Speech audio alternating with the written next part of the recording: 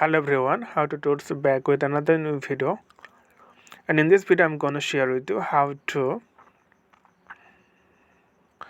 turn off online activity in Litmatch Make New Friends app. So you can see, for example, if I go the home page, then you can see all of the user have the little circle. It's the sky circle, so it means that they are in online.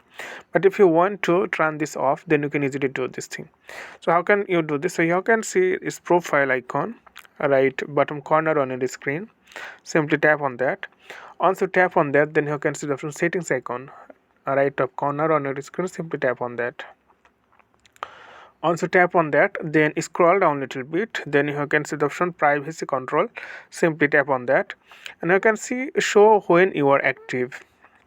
Okay, so it means that whenever you enter this application, your friend or other people will see you that you are in online. But if you turn this off, then after that no one can able to see you that you are online, though you are in online.